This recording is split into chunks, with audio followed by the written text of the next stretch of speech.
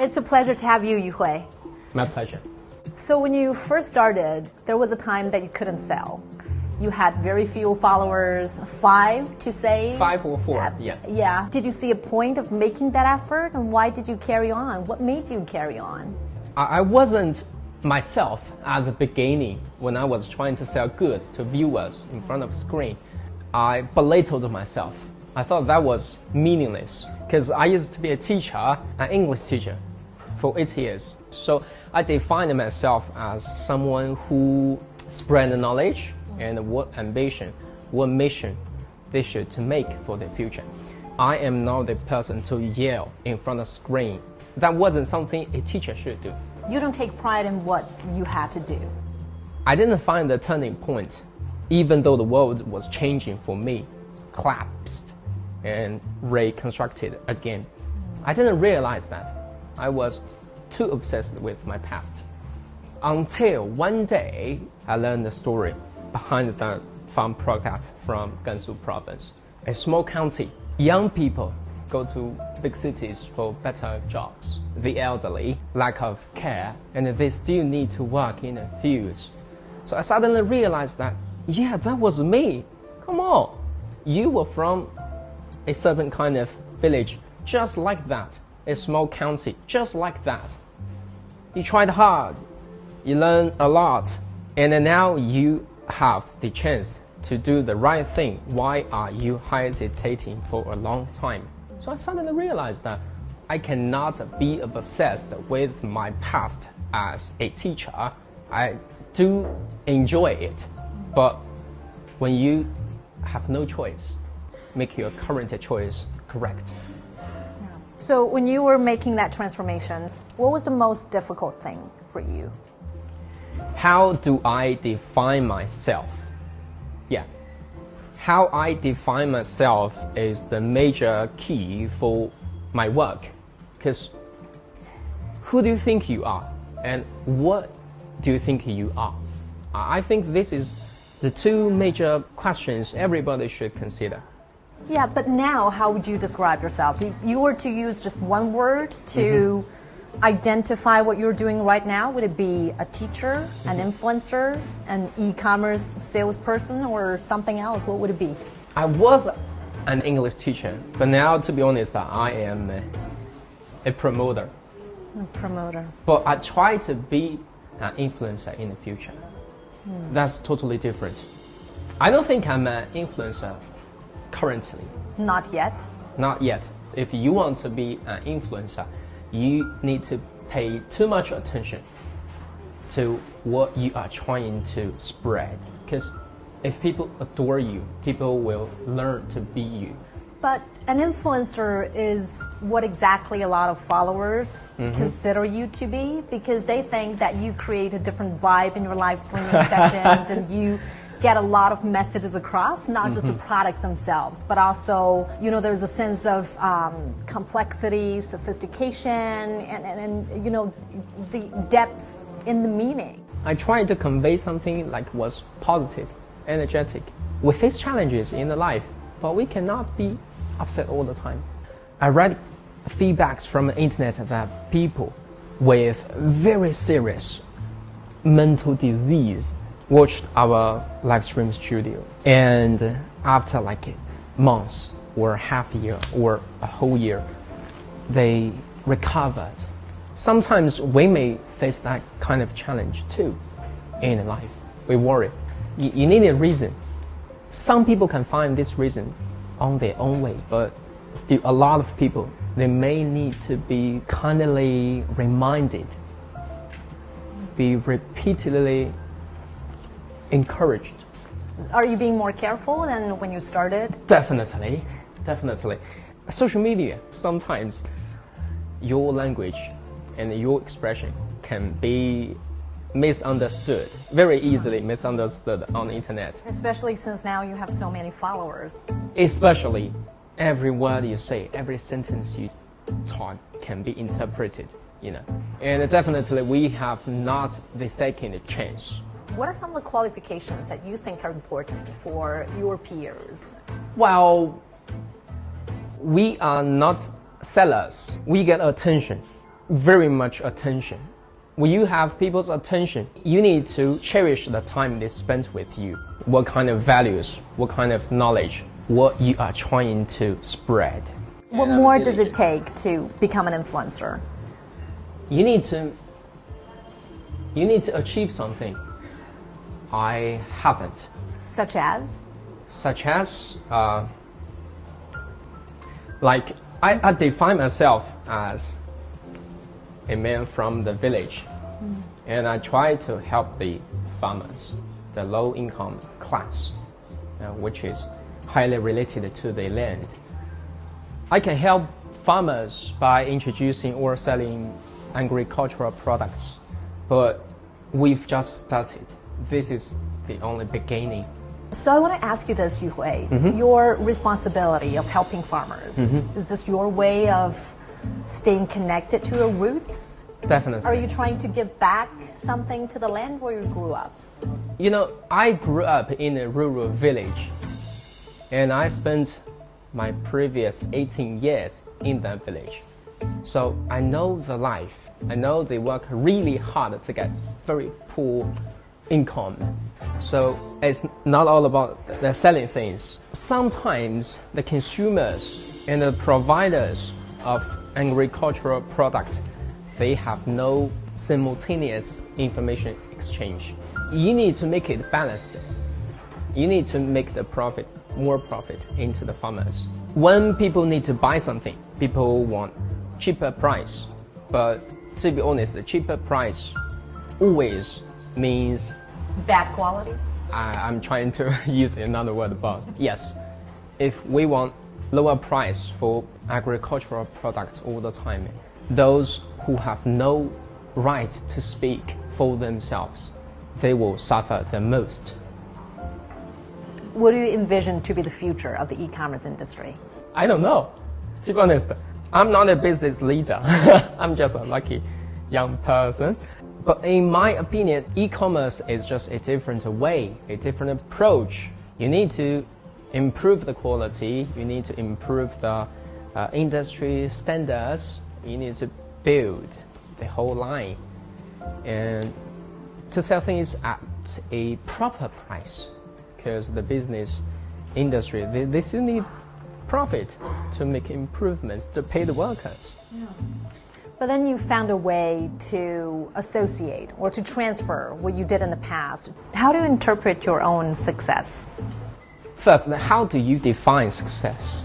If you define yourself as a successful person, you need to achieve something which can be beneficial to yourself and to others. I am not successful because who I am. I am lucky for who I am and what I am. Your rise in popularity, did you see this coming? We were like walking in a total darkness with no hint, with no hope, with no reinforcement. There was no direction. No direction. At the beginning, my introduction, like 10% was about the product. Other than that, I told something about the like literature, geography, history, poetry, which they didn't care. Your audience didn't care. At that time, nobody cared. Until one day, last June 9th, that morning, magically, just overnight, thousands, miraculous. Thousands of people flooded in, and they seemed to be interested about my introduction, about Shakespeare. You know, I was reading Shakespeare's poem, sonnet. Shall I compare thee to the summer's day? Thou art more lovely. They were interested. I didn't know the reason why. And that was your magic moment. Totally magical moment, for no reason. I cannot figure out the reason until now, so I can say I'm lucky. You keep saying you're the lucky person, but then for some, you seem to be the gifted person, because there are so many people like you. I'm not gifted. English speaking, and then, you know, having, who used to be a teacher. And then, did you take a lot of effort to look effortless? I don't think I am gifted. No, I'm not talented. I started to learn English in my junior high. At that time, I cannot spell the 26 letters in the alphabet. You know, I even made mistakes about them. So I was very angry about myself with too much frustration. I tried to memorize the words and I tried to write them down on my hand. You know, when I walk on the way, I see and I memorize. I try to repeat all the time. Elephants, restaurant. Stupid, right? But that was way I chose. So, do you think I'm talented or gifted? No, come on. You turned down many better paid job offers. Why did you do that? I didn't need them. I didn't need them. This is my first reaction to the offer. Yeah, very highly paid. Very highly paid, you know. But I don't need that. I mean, I have a clear intuition that if I get too much, I need to work too much. I may need to persuade people to buy too much things that they don't need.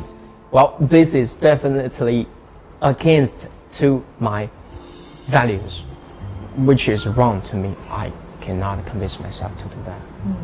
Very simple reason. And also, there are many companions who I like working with here. Does your current job make you happy? A part of, yeah. I cannot say the whole thing, no. I don't enjoy selling people things, honestly. Still. I cannot enjoy people buy too much things just because they love me. You consider that a bad thing? That is definitely vicious. That is not correct. I cannot take merits from that process. Buying things necessary makes your life good. But buying too much things which you don't need sucks. The value you mentioned, once you could exert a certain influence on people and to really promote your values. But then what are some of the values that you hold dear to and you're trying to promote to your followers? My values mainly come from my education and also a major part from my family, from my parents. First, you need to have a correct attitude towards your life.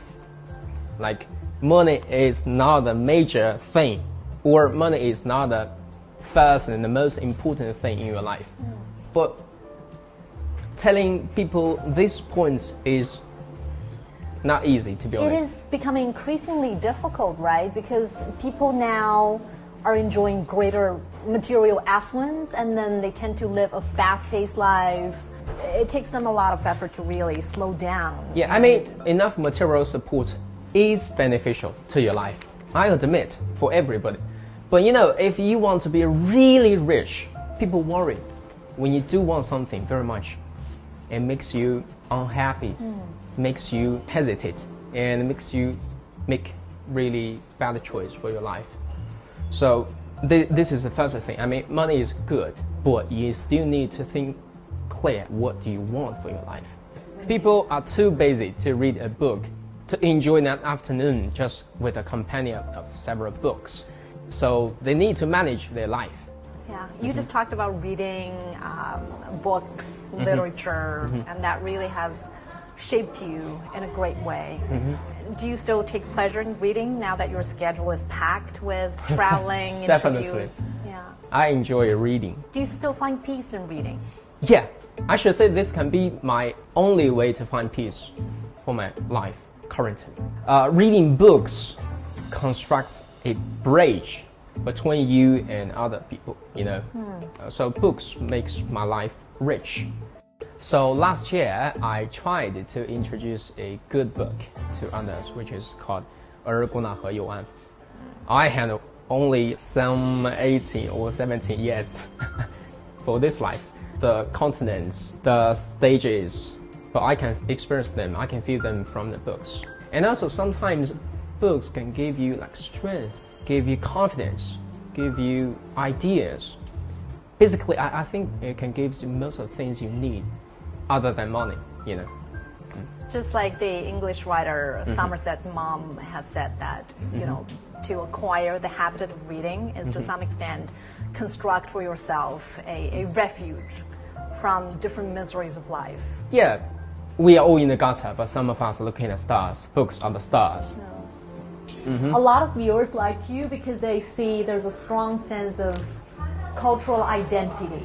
What does the Chinese culture or the Chinese identity signify to you? Why are they important for the younger generation that you're interacting with? I am born and raised in this country with its tradition, with its cultural identity. I am a Chinese first. The books about Confucius, they benefited me the most when I was a child. When I say open-minded to others, I actually mean you need to accept any kind of feedbacks from the internet, from the environment you are in. On the internet, you find most of the things are superficial. Basically showing off, very stupid repetition of some kind of gestures. I don't think it's meaningful. Sometimes we are too sensitive. I don't want to be criticized. I just want to be flattered. I just want to be praised. Come on, stupid. I am not perfect. After you realize that you are not perfect, you get confidence, to be honest. But you still need to stick to your own principle. You cannot be changed very easily. Now you are brave to face anything. Say anything you want. So in a way, you are becoming more mature, of accepting criticism compared to when you were a teacher. Definitely, yeah. You can still find it very unfriendly feedbacks from the internet for me. Okay, I heard it, I saw it, I know, I don't care. I am still me, myself. There was a person who typed, "You are so ugly, why are you here? You are so ugly, why are you here?" for a whole night. Did that hurt your feelings? At first, yeah. But I realized, yeah, I wasn't a good-looking asshole. I mean, but then once you joked on your live streaming show that some followers say that you resemble the terracotta warriors. Yeah. I do like a terracotta warrior, which is my privilege, because definitely my privilege. You know? It's certainly a nice way of when you see me, it. you see history. Okay? I don't care. You are not perfect too. Come on. And then You're just being mean. I'm just being kind. And you become free of all the biases. There's a lot of discussion right now about the involution of this generation, which is characterized by fast-paced lifestyle and fierce competition with their peers. And already at a very young age, people are tired and lost. What would be your advice to this generation, to this involution generation? Well, first, you need to be focused.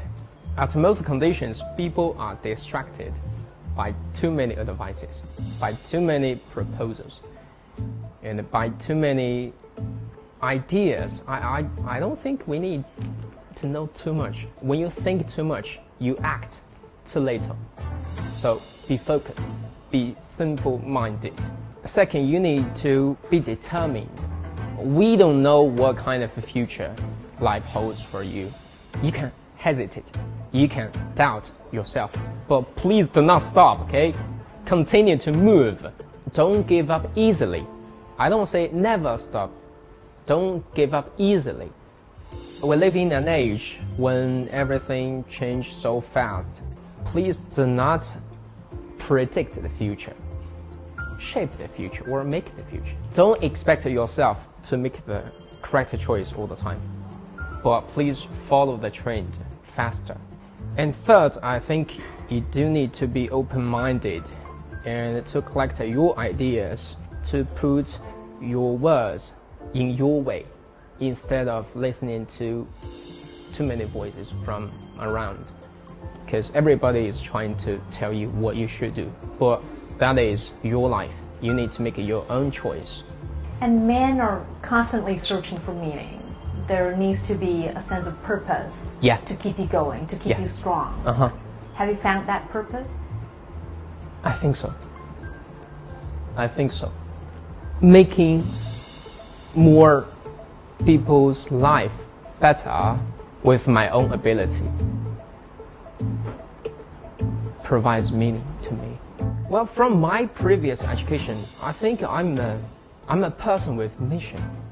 The previous literati in history told you that if you're still poor, please manage your life very well.